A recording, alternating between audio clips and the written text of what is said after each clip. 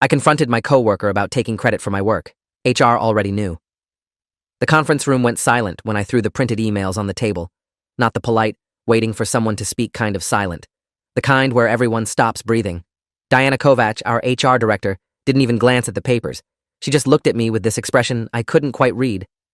Somewhere between pity and something that made my stomach drop. That's when I knew. She already knew. The realization hit me like cold water. This wasn't going to be the triumphant moment I'd imagined. This was something else entirely.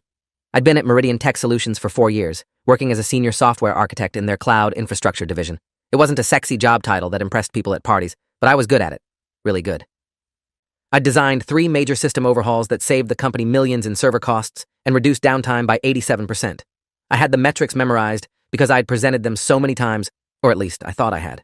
The office was one of those modern open-plan nightmares with standing desks and collaboration zones, but I'd carved out my corner near the windows and made it work. I came in at 7, left at 6, and spent most weekends reading white papers about distributed systems architecture. My girlfriend Amy used to joke that I was married to my work. She stopped joking about it around month 3 of us dating. She just accepted it. Nathan Reeves sat 2 desks away from me. He'd joined the team about 18 months ago, transferring in from our Austin office with a reputation for being a big picture guy. Whatever that meant. He was 42, always wore expensive suits that seemed out of place in our casual tech environment, and had this way of talking that made everything sound more important than it was. I liked him at first. He asked good questions during my presentations, took me to lunch twice in his first week, and seemed genuinely interested in understanding our infrastructure.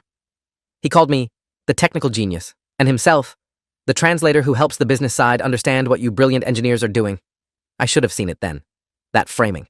Him as the bridge, me as the basement dweller who couldn't communicate. But I didn't.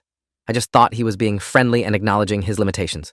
The first time it happened, I barely noticed. We'd been in a meeting with the VP of Operations, and I'd explained a new load balancing solution I'd designed. Nathan jumped in halfway through, rephrasing what I'd said with more business jargon. So what David is saying, he'd announced, is that we're implementing a strategic redundancy protocol that will optimize our operational efficiency metrics by creating fail-safes in our cloud architecture. This directly impacts our bottom line by reducing customer-facing downtime incidents, which, as we know, cost us roughly $15,000 per hour in lost revenue and customer confidence. I'd sat there nodding because, well, that was what I was saying. He was just translating it. That's what translators do, right? The VP had nodded enthusiastically, made some notes, and thanked Nathan for breaking it down so clearly. I'd felt a tiny flicker of something in my chest, annoyance, confusion, but I'd pushed it away. Team player. That's what I told myself. We're all working toward the same goal. It happened again 3 weeks later, then again. Then it became a pattern I couldn't ignore anymore. Nathan would listen to my technical explanations in our team meetings, then somehow end up in one-on-one meetings with executives where he'd present his ideas for system improvements. I started noticing it because other senior engineers would mention things to me in the break room. Hey, heard Nathan's working on that database optimization project. Wow, that's really cool. Except it wasn't Nathan's project. It was mine. I've been working on it for 6 months. When I'd mention this, people would look confused. Oh, they'd say. I just assumed since he's been talking about it in all the leadership meetings. I'd laugh it off, say something about communication wires getting crossed. But that feeling in my chest was growing. It wasn't just annoyance anymore. It was something darker and more unsettling. I started keeping records. Not because I was suspicious exactly, or maybe I was, but I couldn't admit it yet. I told myself I was just being organized. I created a private folder on my laptop labeled Project Documentation, where I saved every email I sent with technical proposals, every Slack message where I outlined solutions, every meeting note where I'd presented ideas. I timestamped everything. Looking back, some part of me must have known. Some instinct was screaming that I needed proof of my own work, my own thoughts, my own contributions.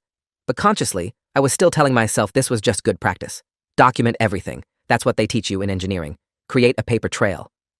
I just didn't realize yet that I was creating evidence for a case I hadn't filed yet. The breaking point came on a cold morning in November.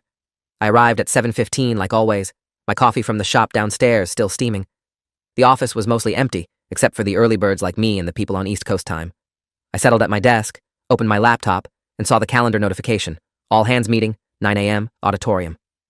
These were quarterly events where leadership shared company updates and major announcements.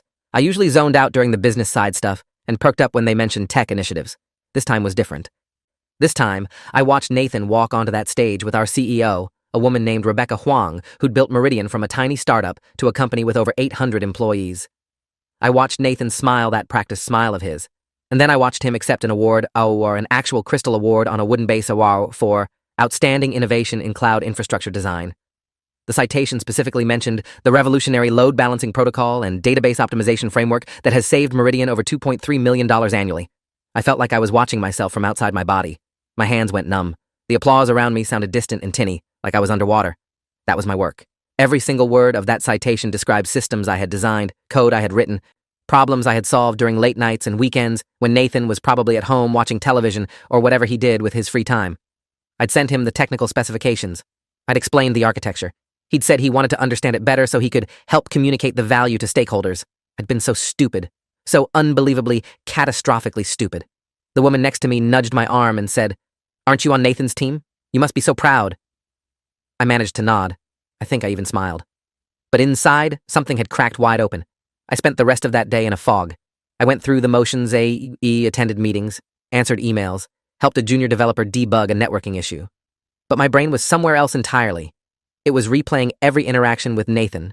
Every time he'd asked to pick my brain about a technical problem, every time he'd invited himself to my meetings with other teams, just to observe and learn. He hadn't been learning. He'd been stealing. Not stealing like making copies of my code or taking credit on GitHub commits, wow, that would have been obvious, traceable.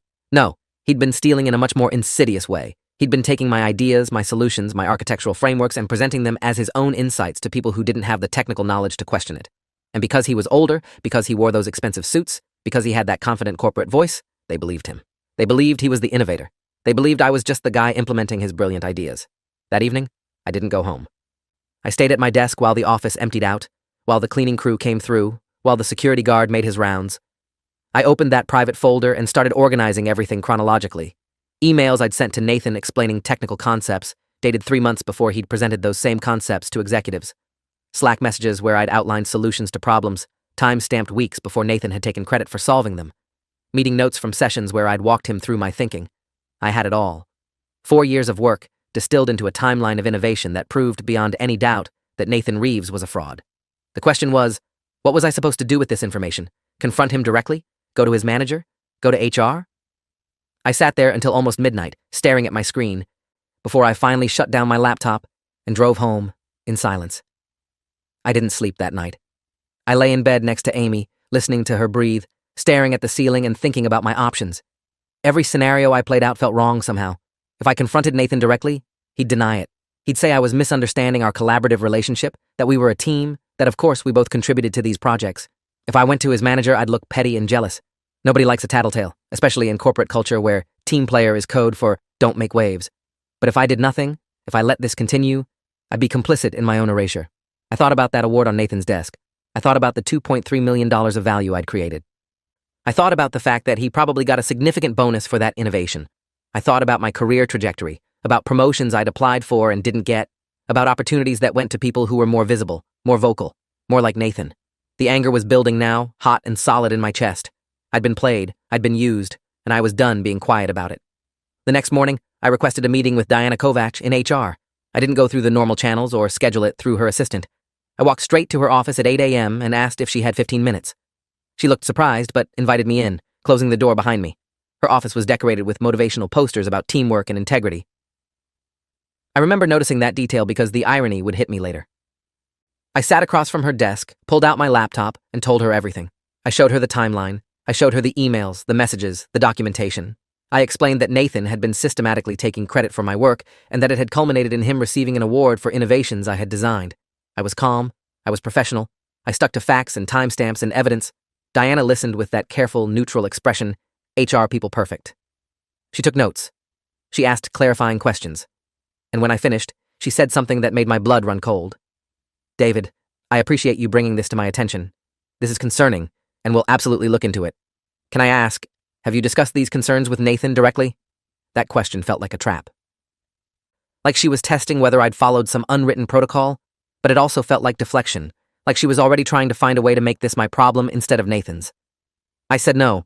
I hadn't confronted him because I wanted to handle this through proper channels. She nodded slowly and said, "I understand. Let me review what you've shown me and discuss with leadership. We take these matters very seriously." The words were right, but something about her tone was wrong. She wasn't shocked. She wasn't outraged on my behalf. She was careful. Too careful. I left her office feeling more unsettled than when I'd entered. The meeting had lasted 45 minutes, but I couldn't shake the feeling that something was off. Diana hadn't seemed surprised by any of it. She'd seemed prepared. Like she'd been expecting this conversation eventually. I tried to focus on work, but my concentration was shot. I kept watching Nathan from across the office, wondering if HR had already talked to him, wondering what he'd say when confronted with evidence. He looked completely normal, typing on his laptop, taking phone calls, laughing at something on his screen. No signs of stress or guilt. Around 2 p.m., my phone buzzed with a calendar invite. Meeting with Diana Kovac and legal, tomorrow at 10 a.m. Legal. They were bringing legal into this. I told myself that was good, that it meant they were taking it seriously. But there was a knot in my stomach that wouldn't go away. I'd expected maybe a follow-up with just HR or a mediation session with Nathan. Legal involvement felt heavy. It felt serious in a way that I wasn't sure was good or bad for me. That night, I did something I'm not particularly proud of. I created a burner email account and forwarded copies of all my evidence to myself. Every email, every message, every document. I encrypted the files and saved them to 3 separate cloud storage accounts. I even printed physical copies and stored them at Amy's apartment. When she asked what I was doing, I told her I was just being cautious. She looked at me with concern and said, "David, you're scaring me a little. What's really going on?" So I explained everything. The credit theft, the award, the HR meeting, the legal involvement. She listened without interrupting, and when I finished, she said something that struck me. "You know what's weird? You always work so hard, but never get the recognition. I always thought it was because you were quiet, but maybe—" She didn't finish the sentence. She didn't have to. Maybe it wasn't because I was quiet. Maybe it was because someone else was loud. The legal meeting was not what I expected. I walked into the conference room at 10 a.m., sharp to find Diana Kovac and a man I'd never met before. He introduced himself as Lawrence Brennan, Senior Corporate Counsel for Meridian Tech Solutions. He had gray hair, an expensive watch, and the kind of face that revealed nothing. He asked me to walk through my concerns again, which I did, referencing the documentation I'd provided to Diana. He listened without taking notes, which struck me as odd, like he already had all the information he needed. When I finished, there was a long pause. Then Lawrence said, "David, I want to be very clear about something. We've reviewed your claims, and we've also reviewed Nathan's employment file and his documented contributions to the company. What we're seeing is a misunderstanding of collaborative work processes and potentially some miscommunication about attribution. That's not uncommon in team environments." I felt something sink inside me. This wasn't an investigation. This was damage control. I started to argue, to point out specific examples where Nathan had presented my exact work as his own. But Lawrence held up a hand. "Let me finish. We recognize that you feel your contributions haven't been adequately recognized, and that's something we can address through your normal performance review process. However, making formal accusations against a colleague without clear evidence of intentional misconduct is serious. It can be construed as creating a hostile work environment. We want to resolve this amicably." The words hostile work environment hung in the air like a threat. I looked at Diana. She avoided eye contact. That's when I understood. They weren't protecting me. They were protecting Nathan, or protecting the company, or maybe protecting the $2.3 million story they'd told investors and shareholders about their innovative leadership. I was the problem in this scenario. I was the troublemaker who was rocking the boat. I asked the question directly. "Are you saying you don't believe me, even with the documentation?" Lawrence's expression didn't change. "I'm saying that in collaborative environments, attribution can be complex. Ideas build on other ideas. Nathan has documented his strategic contributions to these projects through meeting notes and executive summaries. Your technical implementations are valued, but strategy and vision are also forms of contribution. It was corporate doublespeak, but the message was clear. Nathan's version of events was being accepted as truth. His strategic contributions, which consisted of regurgitating my ideas in business language, were being treated as equal to or more valuable than the actual technical work. I felt something inside me shift. Not anger anymore, something colder, calculating. I said I understood and asked what the next steps were. Diana actually looked relieved that I wasn't arguing. She said they'd like me to focus on my work, maintain professional relationships with all team members, and consider this matter closed. I nodded. I agreed. I shook Lawrence's hand and walked out of that conference room with perfect composure. And then I went to my desk and started planning. I wasn't going to win by playing by their rules. That much was obvious. The company had made its choice, and that choice wasn't me. But I had something they didn't know about. I had proof. Real, time-stamped, incontrovertible proof. And I had copies of everything stored safely away where corporate legal couldn't disappear them. I spent the next week acting completely normal. I attended meetings, collaborated with Nathan like nothing had happened, smiled at Diana in the hallways. I was pleasant and professional and everything they wanted me to be. And while I did that, I was also doing research. I learned about whistleblower protections. I learned about constructive dismissal. I learned about intellectual property attribution in employment contracts. I found out that our employee handbook had an entire section on innovation credit and proper documentation of contributions. I read that section about 15 times, taking detailed notes. They'd written the rules. I was just going to make them follow them. I also started reaching out to people, carefully, casually. I'd grab coffee with engineers from other teams and ask them about their experiences with credit and recognition. I learned I wasn't alone. 3 other people mentioned similar situations, not with Nathan specifically, but with other senior managers who had a tendency to present team achievements as personal wins. One woman, Priya Malhotra, who worked in our data analytics division, told me about a project she'd led that was later described in a company press release as being spearheaded by her director, who'd attended maybe 2 meetings total. The pattern was clear. This wasn't just about Nathan. This was about a company culture that rewarded presentation over production, storytelling over substance. The more I learned, the angrier I got. But I channeled that anger into something productive. I was building a case, not just against Nathan, but against a systemic problem. Then I got a call from my father. We'd been talking about my career recently, and I'd mentioned some frustrations without going into detail. He's a retired patent attorney, spent 40 years protecting inventors' intellectual property rights. When I told him what was happening, well, that's the whole story. Everything. There was a long silence on the phone. Then he said something I didn't expect. David, do you have documentation proving you created these systems before Nathan presented them? I said yes. He said, good. Because what you're describing isn't just unethical. Depending on your employment contract and how company IP is structured, it might be fraud. If Nathan received compensation Ross bonuses, promotions, stock options, based on claiming credit for your patentable work, that's potentially criminal. Let me make some calls. I started to protest that I didn't want to turn this into a legal nightmare, but he cut me off. Son, they've already made it a legal nightmare. They just haven't told you yet. He connected me with an employment attorney named Julian Foster, a partner at a firm that specialized in workplace rights and intellectual property disputes. I met Julian in his office on a Saturday morning, bringing every piece of documentation I had. He was younger than I expected, maybe mid-30s, with an intensity that reminded me of the way I approached technical problems. Methodical, thorough, unwilling to accept surface explanations. He spent 3 hours reviewing my evidence, asking questions, taking notes. Finally, he looked up and said, "This is one of the cleanest cases of work misappropriation I've seen. You've documented everything perfectly. But I need to be honest with you about what happens next. If we pursue this, it's going to get ugly. Companies don't like being exposed for this kind of thing. They'll try to discredit you, question your motives, maybe even your mental state. They'll argue that collaborative work makes attribution complicated. They'll drag this out and make it expensive and exhausting. Are you prepared for that?" I thought about that Crystal Award on Nathan's desk. I thought about the meeting with Lawrence Brennan where they'd essentially called me a troublemaker for pointing out theft. I thought about 4 years of my best work, my most innovative thinking, my problem-solving genius being attributed to a man in an expensive suit who couldn't write a line of code to save his life. I thought about every other engineer at Meridian who was probably going through the same thing, staying quiet because fighting the system seemed impossible. I looked at Julian and said, "Yes, I'm prepared." He nodded. "Good. Then let's make them very uncomfortable." We started by filing a formal complaint with the California Labor Commissioner's office, documenting wage theft, specifically the bonuses and compensation Nathan had received for my work. Julian explained that while ideas can't be owned, the economic value of those ideas could be quantified, and if Nathan had been compensated for claiming them, that was tangible theft. But the real strategy was more comprehensive. Julian advised that we needed to create a public record that couldn't be buried in corporate legal maneuvering.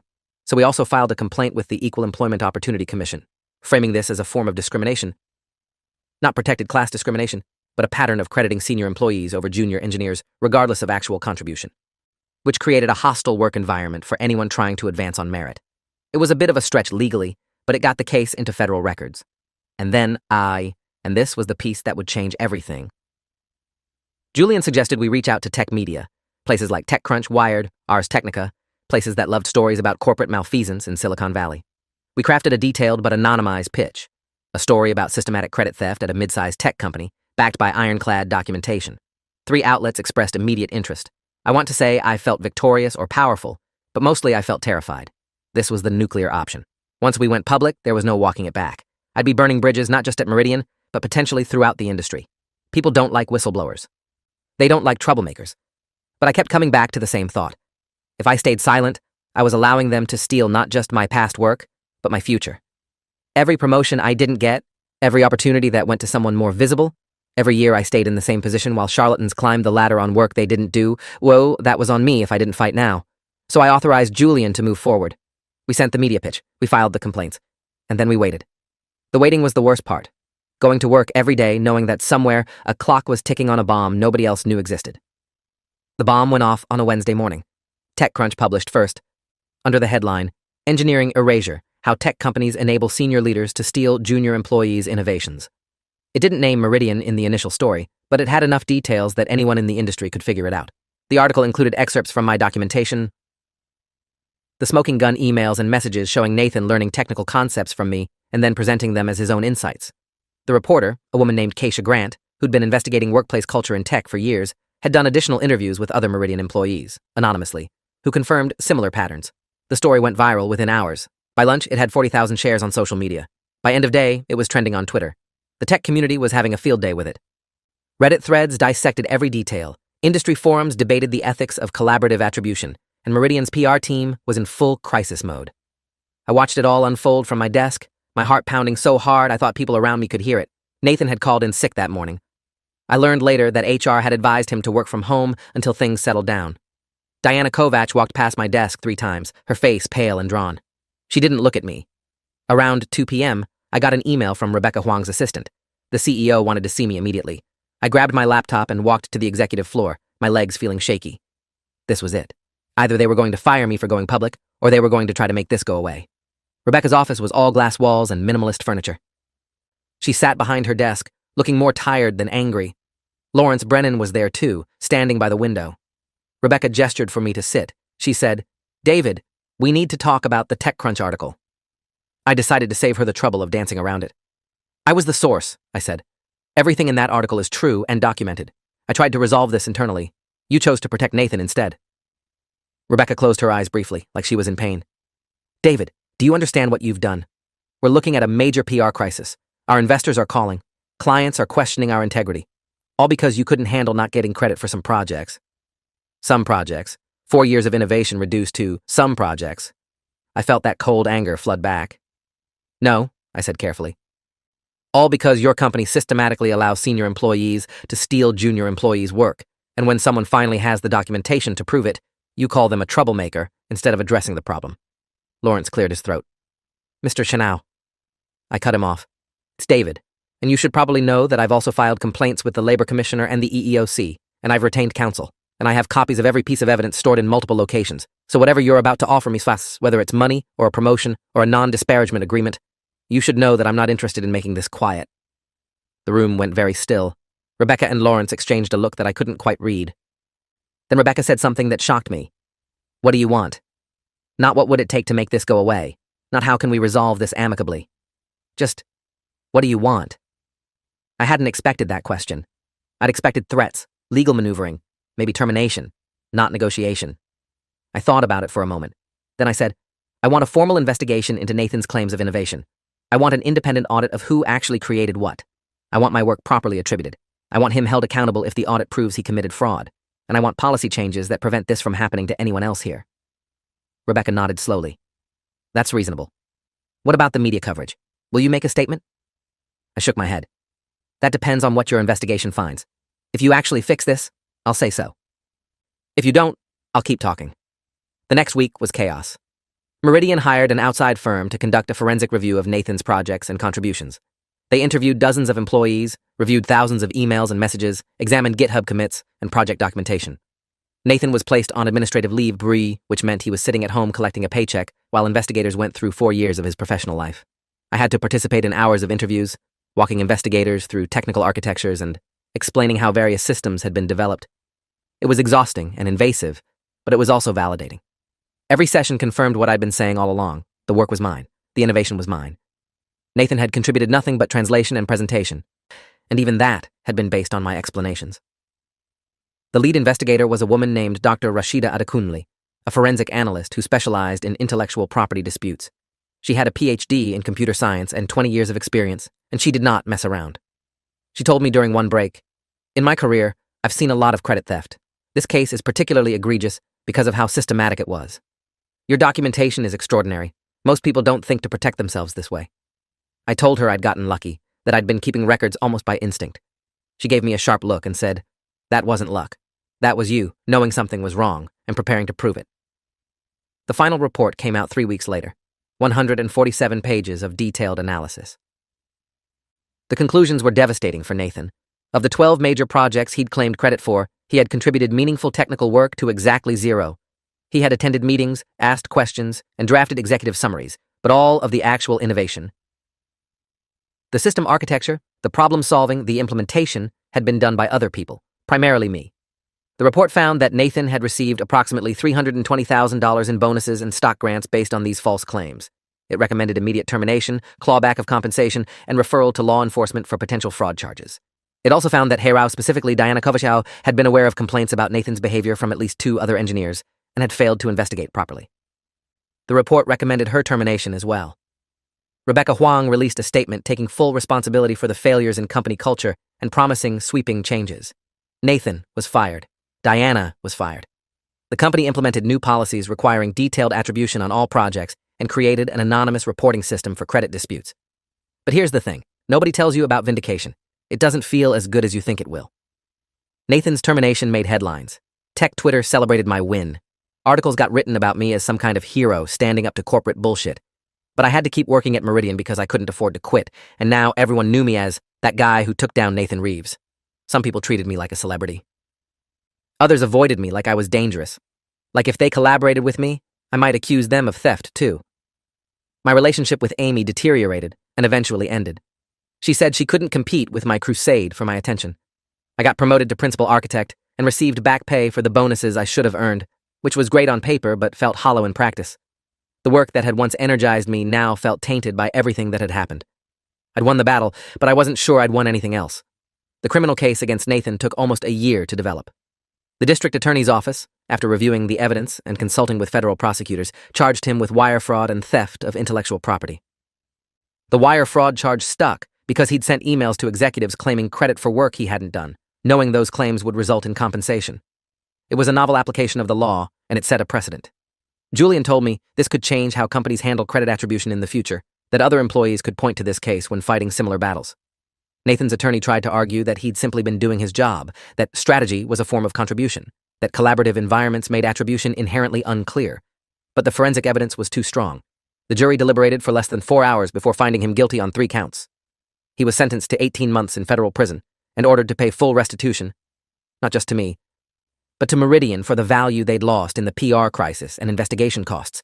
That was almost $2 million. His career in tech was over. His reputation was destroyed. Everything he'd built on stolen work collapsed. I testified at his sentencing hearing. The judge asked if I wanted to make a statement, and I stood up in that courtroom and told the truth. I said Nathan had stolen more than work or money or credit. He'd stolen time. Years of my life when I'd believed that hard work and talent were enough, that if I was good at what I did, success would follow naturally. He'd stolen my faith in systems that were supposed to protect merit over politics. He'd stolen my ability to trust collaborative relationships, because now I second-guessed every interaction, wondering if people valued my ideas or just wanted to mine them for their own advancement. I said I didn't feel victorious or satisfied. I felt tired. I felt like I'd had to burn down my career to get basic recognition for my work. And I said that while I didn't regret going public, I wished it hadn't been necessary. I wished the company had listened the first time. I wished our culture valued creation over presentation. Nathan stared straight ahead while I spoke. He never apologized, never even acknowledged what he'd done. The judge, a 60-year-old woman named Eleanor Frost, who'd spent 20 years on the bench, looked at Nathan and said something I'll never forget. "Mr. Reeves, you stole credit from people whose boots you weren't qualified to lick. You diminished their accomplishments and inflated your own. And you did it with such confidence that an entire company believed you. That kind of theft is particularly insidious because it's invisible until someone is brave enough to document it. 18 months is the minimum. I wish I could give you more. It's been 2 years now since the TechCrunch article went viral. I left Meridian about 6 months after Nathan's conviction. The place had too many ghosts for me. I'm working at a smaller company now, one with stronger attribution policies and a culture that actually values technical contribution. I make more money. I get credit for my work. I even got a patent last year for a distributed caching system I designed. On paper, everything worked out fine, but I carry the experience with me in ways I didn't expect. I'm suspicious of senior managers who seem too interested in my projects. I document everything obsessively, not because I think someone will steal from me again, but because I can't shake the habit. I have trust issues with HR departments and corporate leadership in general. Amy and I eventually reconciled and are figuring things out, but she says I'm different now. More guarded, more cynical. Maybe she's right. You don't go through something like that and come out unchanged. But I also think I'm more clear-eyed about how the world works, more willing to fight for what's mine, more aware that sometimes you have to be your own advocate because nobody else will do it for you. The broader impact has been interesting. Several other companies have revised their attribution policies after seeing what happened at Meridian. There have been 3 other high-profile cases of credit theft in tech that directly referenced my situation. Employment lawyers now have case law they can point to when representing engineers in similar disputes. It's not a revolution, but it's movement. And I've heard from dozens of people, mostly younger engineers, mostly women and people of color, who've told me that seeing my case gave them courage to document their own work, to speak up when credit was stolen, to not stay silent when the system failed them. That matters. It doesn't erase what I went through, but it gives it meaning beyond my personal vindication. Change happens slowly in corporate America, but it happens when someone draws a line and says, "Not this time, not to me, not anymore." As for Nathan, he served 14 months of his sentence before being released. I heard through the tech industry grapevine that he's working in retail management now, nowhere near technology.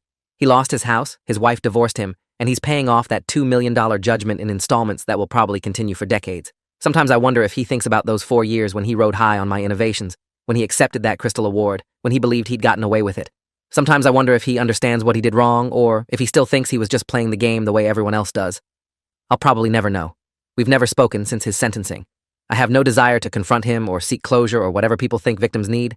I got what I came for. Acknowledgement, restitution, justice. The rest is just footnotes. People ask me sometimes if it was worth it. The stress, the public exposure, the career disruption, the personal cost. I always tell them the same thing. I didn't have a choice. Well, I did have a choice, technically. I could have stayed quiet, could have accepted the theft, could have told myself that's just how corporate America works and adapted to it. But that would have killed something essential in me. My sense of fairness. My belief that work should matter more than performance. My faith that documentation and evidence and truth actually count for something. So yes, it was worth it. Not because I got a happy ending, I didn't, not really. But because I refused to let them make me invisible. Because I fought back and won, even though the system was designed to protect people like Nathan. Because I proved that someone like me, someone who just wanted to do good work and have it recognized, could take on a corporation and a fraud and a broken culture and come out the other side still standing. That's worth something. Maybe that's worth everything. Thanks for watching till the end. Make sure to subscribe and like to not miss the next story.